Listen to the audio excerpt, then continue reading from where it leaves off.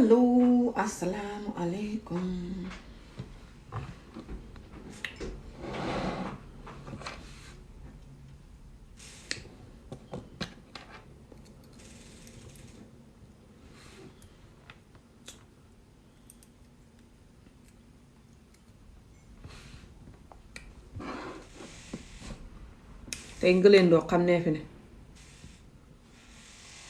The amount of wind that is here today is unreal, guys. How you all doing? Bonjour.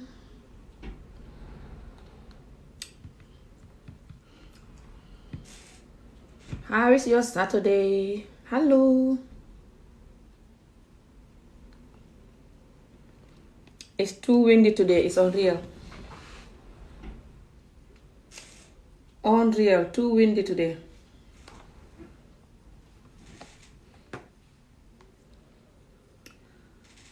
Too windy and everything.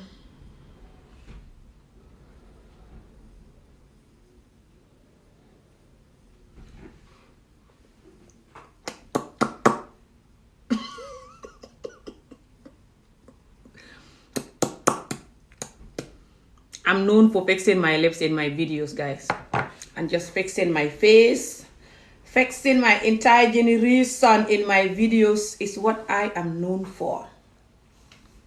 How are you guys doing? How is your weekend?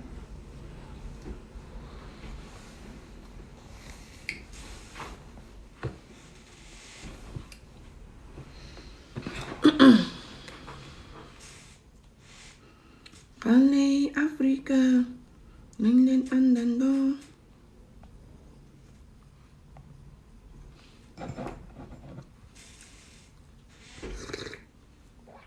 ngelaw li dee bunt bi noonu di ko kekkeeje.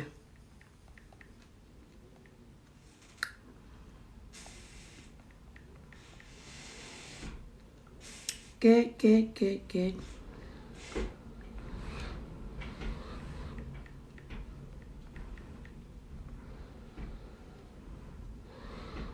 Which side of Edinburgh you in? You just want to know my address just like that? What the hell, man? How I'm just gonna tell you my address like that on the internet? You can be anybody. You can be one of my ex or anything. I don't know. Why should I just tell you my address? That's ridiculous. Insane. How you think I'm just gonna tell you my address? How you think I'm just gonna tell you my address? Like that inside the video. Just randomly telling you my address. Can I be your best friend? What in the world? You sound like a man. How I'm just gonna be your best friend like that? Just randomly. I think people have to be very careful with best friends and who to choose.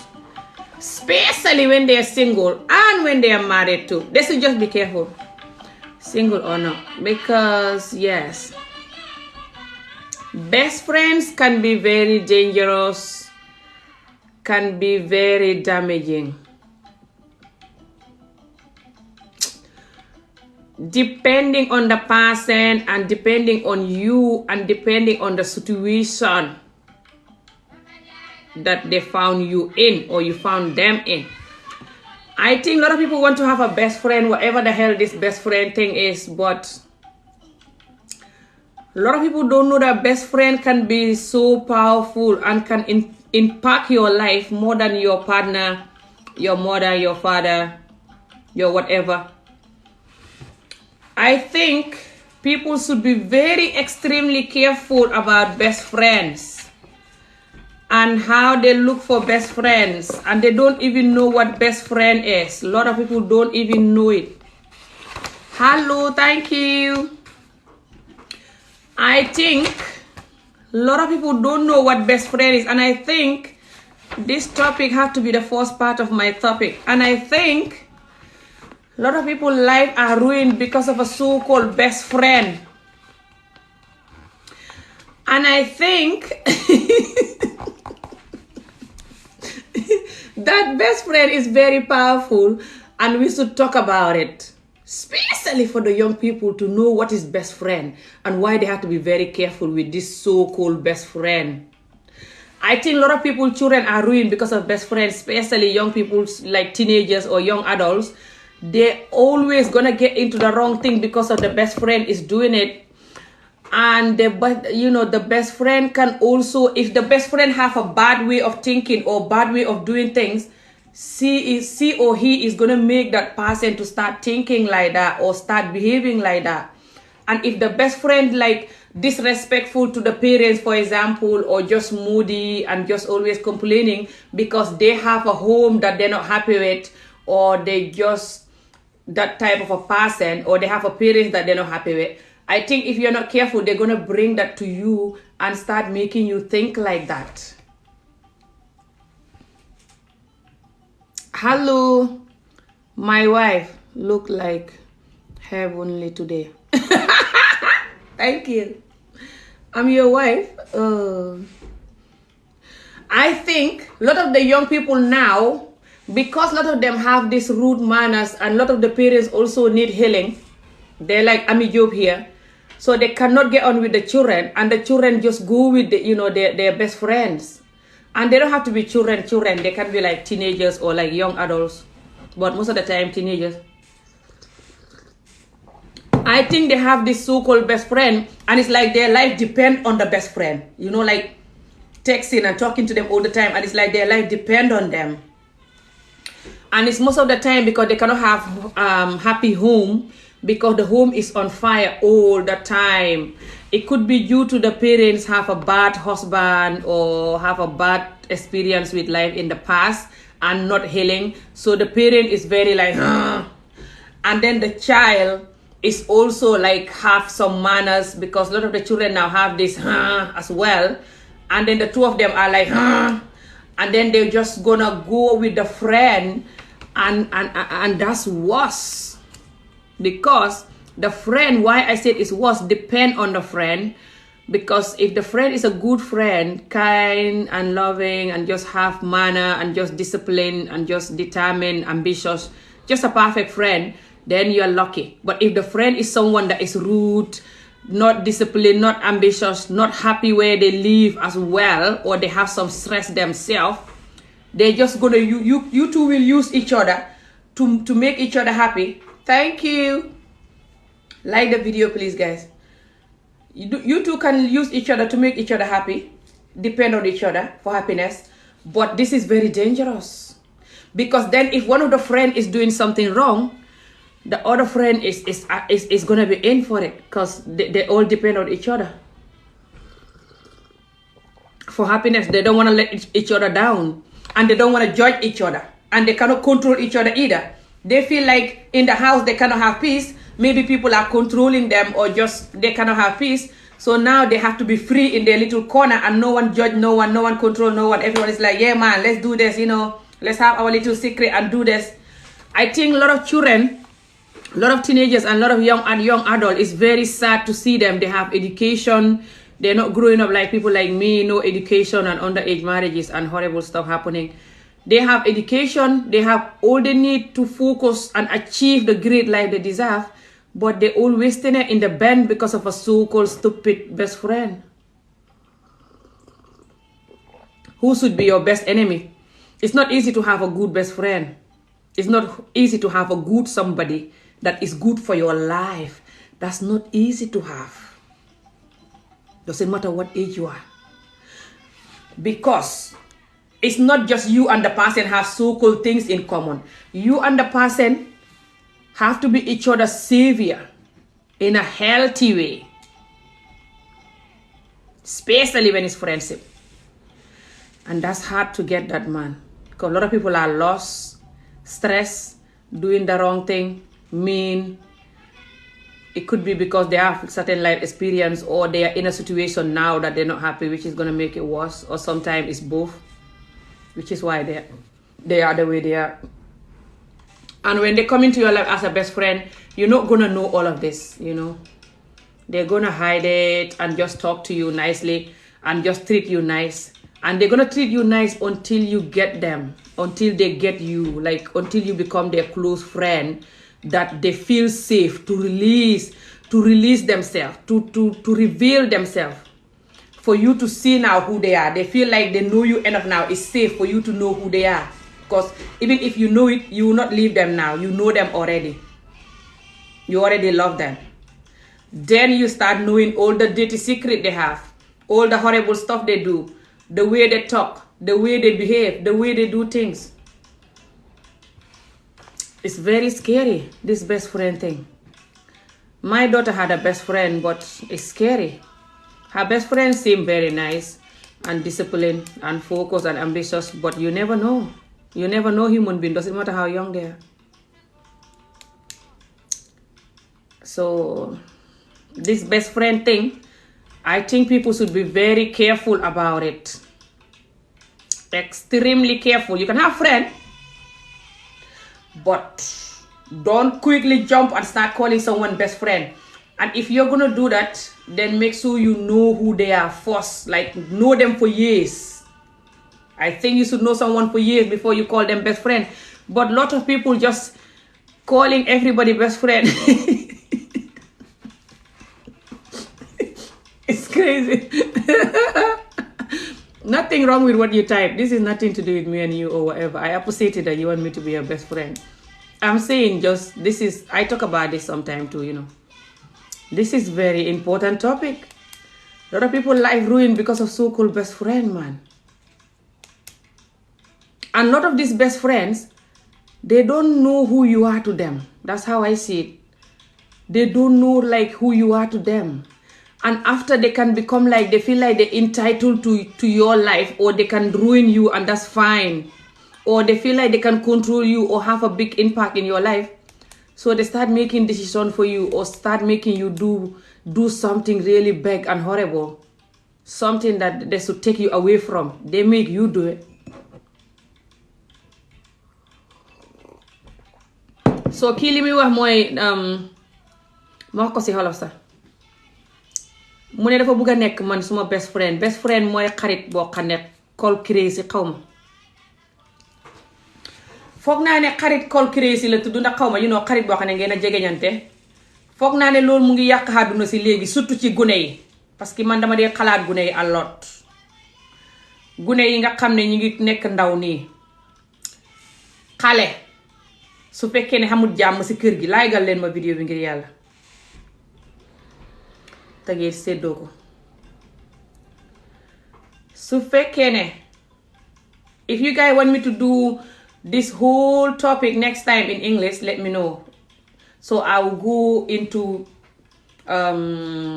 best. Right now I'm going to continue in Wolof, but I will scrub this English part and put it on my English YouTube channel, Ami Jobe. And then I will scrub the Wolof part and put it on my YouTube channel, Ami Wolof. Inshallah, when I finish. If you want me to do an English topic, whole English topic, like what I'm going to be doing now in Wolof about this, let me know. I was here for us to do topic, but I think this is extremely important, more than what I wanted to talk about even. I might talk about what I wanted to talk about, but I'm going to focus on this for now, this best friend thing that the person commented.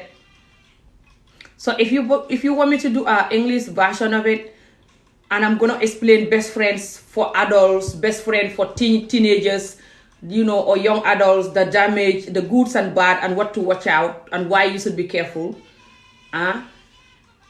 And why you shouldn't call everyone a best friend or allow everyone to influence you, best friend or not. If you want me to just go deep and my experience, even myself, let me know. I will do that next time, inshallah. But for now, I'm going to move on to Wolof. Okay, guys? And sorry if you cannot understand Wolof. Tomorrow, I will do a whole English topic, inshallah. It's just today, I'm doing a Wolof topic. So, lu ma doon wax mooy ne dinaa, you know, su gaay buggee ma def li waxtaan bi yëpp si hàngale na gaay wax beneen yoon dinaa ko def. Waaye tey right now dañuy wax li ñuy wax ni si Wolof. Because dama ñëw pour ñu waxtaan, waaye ku bind nii ne dafa bugg a nekk suma xarit, best friend. Loolu topic bu xam fayda la te gëj naa see wax. Àdduna si léegi, surtout ndaw yi, si ndaw yi laay commencé bala maa ñëw si mag yi. Ndaw yu bari seen àdduna yàqu because of best friends. waaye mun nañ koo defaraat parce que ndaw lañ waaye fa yàqu ba mel ni soo mu xaj day ndaw yu bari bàyyi nañ school because of best friend ndaw yu bari ngi depressed because of best friend stress soo xamee best friend boo xam ne dafa stress fa lay yàq sa àdduna nga stress te doo ko yëg. Yes auntie, because I stopped being friends and it hurts me. See you tomorrow. I don't understand Wolof. Oh, sorry about that. Okay, you want me to do topic on it in English? Inshallah. I might do it tomorrow or I'll do another topic, but maybe I'll continue the discussion tomorrow in English. Yes. I'll write it down so I don't forget. Don't worry about it. Don't feel bad at all. You do not feel bad about nothing, especially so-called best friend. Most of the time, they're not your best friend. They're your worst enemy. Because of the way they do, and what they're going to do to you and what they're making you do and just stuff like this. It's your worst enemy that can do that. And they don't know it. Sometimes it's not like they want to be your worst enemy. They are themselves worst enemy because they're not in a good place to be no one's friend. They should heal and stop their behavior or the stuff they're doing. But they're not going to do that. They're going to do it and then continue to find somebody else to do it with them. Anyway, tomorrow, inshallah. So, yeah. Xarit. Xam na ñu bari ñoo xam ne waruñoo nekk xariti nit. Waruñoo nekk jëkkati nit. Waruñoo nekk jabari nit. Waruñoo nekk yaayi nit. Waruñoo nekk baayi nit. Waruñoo nekk daray nit. Waruñoo da koy jàngal nit. Waruñoo da koy def dara. ñoo Ami Jóob yam ñoo raw Ami Jóob because fañ mel ni Ami Jóob waaye duñ hut xam-xam duñ wecci moo tax ñu raw Ami Jóob fa ñuy toog ci niñ mel noonu continuer ko nag ba pare nag di nekk jëkkëri nit ñeeg jabari nit ñeeg xariti nit ñeeg yaayi nit ñeeg liggéey ak nit ñeeg just nekk si nit ñi def jëfalanteeg nit ñi di leen yàqal seen àdduna bët bu set. Exactly, auntie. My ex-best friend called me toxic. They call everyone toxic and narcissistic, and my intuition were pure good.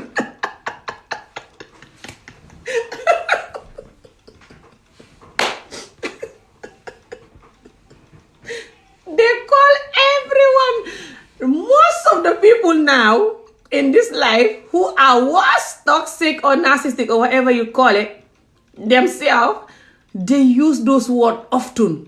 Like, I use that, but I don't use it often. Not that I'm not whatever, not that I'm better than everyone, no. Every single person have character of narcissistic or toxic or whatever they call it. Is it not when you're angry, you're toxic? Everyone get angry sometimes. We're human. Come on, if you're not faking that is. Is it not when you look after yourself, you're narcissistic? Because narcissism is all about me, and stuff like this. Anyway, like I said, this video is going to be Wolof, but don't worry, inshallah, tomorrow we shall continue this topic, very important topic. Don't worry because they call you that. You're not that. People that are doing the wrong thing, they're always going to want people to just praise them or join them. But you're not allowed to tell them the truth. And when you love them, you should tell them the truth. That's why the world is the way it is. Everyone is miserable and then using drugs and alcohol, using sex for happiness, buying clothes for happiness. When you can just tell yourself the truth or allow people to tell you the truth. That's your medicine. Not so-called drug, alcohol, and sex and clothes. Anyway, subhanallah. Tomorrow, inshallah. So, yeah. Kii lum doon wax noonu taxawal dinaa leen wax lum doon wax. Mu ne benn xaritam boo xam ne fi ne fa jeexal ak moom. Anti la may xooxee mooy ne moom gune la. Anti mooy tata. Suma wuy waa ngoy play. Bala may salaam. Ding ding. Wuy rek. Xaaral ma wàññi ko. Loolu du ma wax. Fii laa ne di fecc. Mu ne kooka fa ko xooxee toxic, narcissistic. And stuff like this because fa ko doon waxal wala seen lu fa xamoon lu xew daal ba tax kooka xooxee ko loolu. Ki nga xarit àdduna si léegi surtout gune yi ndaw yi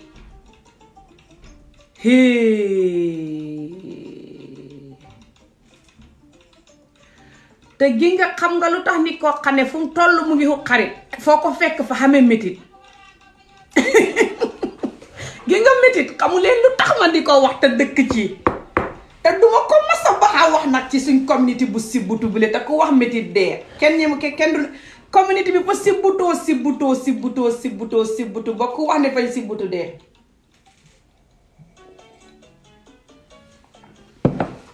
kenn bëggut a dégg suñ sibbutu si la ñu xamee karkareek moom ay xat